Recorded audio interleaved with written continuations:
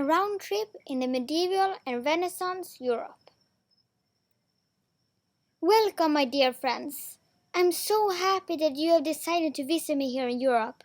It will be such a pleasure having you.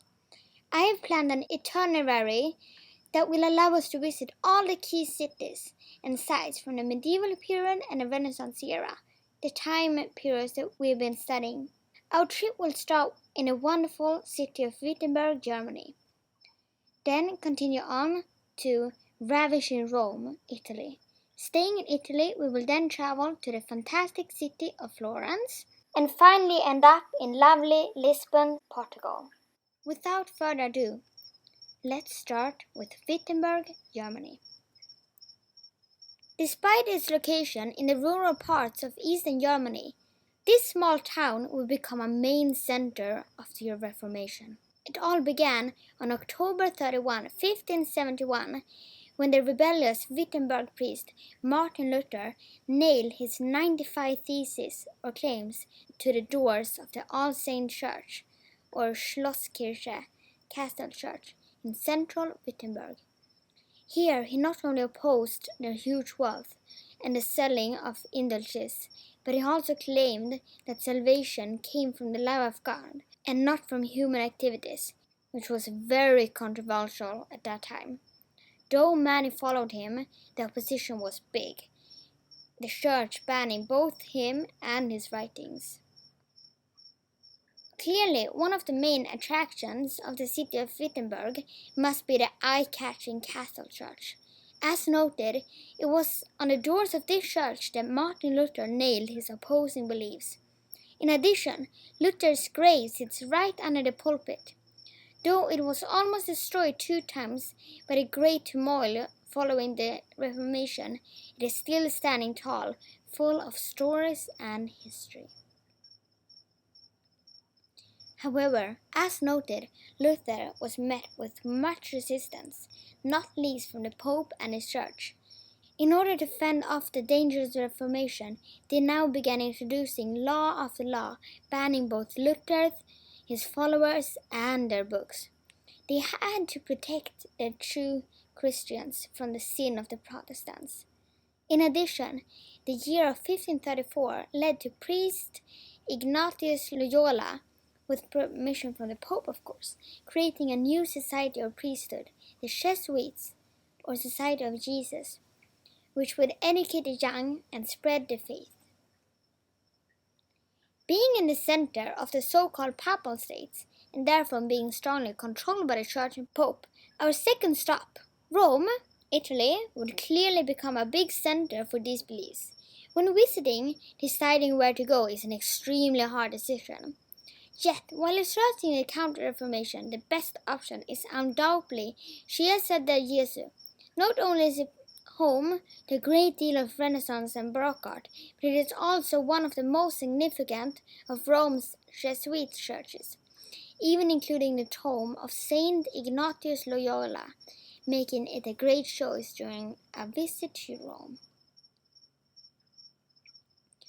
Located between the Alps and Mediterranean Sea, Italy quickly became a natural trade route and center for the warriors returning from the long crusades.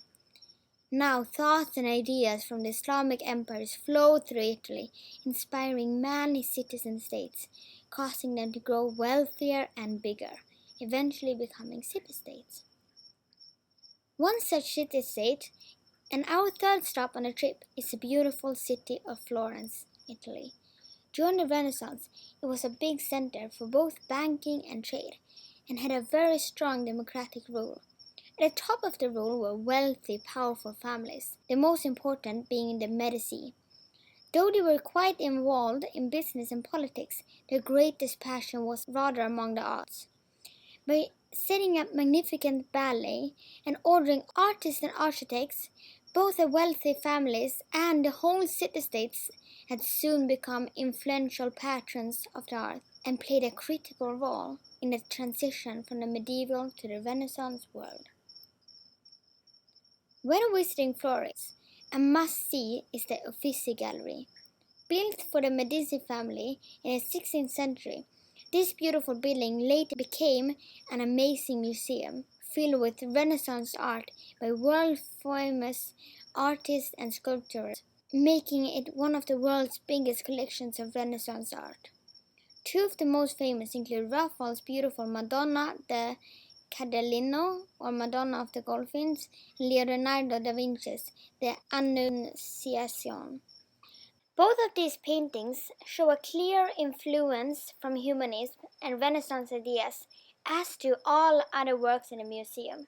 With the use of chiaroscuro and perspective, the two biggest ideas of the Renaissance art, the artist made it look extremely realistic and alive, building a basis for the modern art. Finally, it is time to change our course towards Portugal and its lovely capital of Lisbon. While talking about Lisbon and Portugal, one cannot help by mentioning the age of exploration. Powered by the need of new trade routes and resources, it was a time of sales and success. What tempted the Portuguese was mostly the spices of India. Yet, in order to get there, a requirement was to sail through both Italy and the Islamic empires, which was not as alluring for the Portuguese. So sailing both south around Africa and west into the Atlantic, they created many firsts and played a critical role in the reformation of the map. While we are in Portugal, why not make a visit to the BLM Tower, also called the Tower of St. Vincent? Being part of the World Heritage List, this tower has become a very important figure for both Lisbon and the age of exploration. Guarding the harbour of Lisbon, it is the last thing that the courageous sailors saw of their homeland, and their first welcoming as they returned.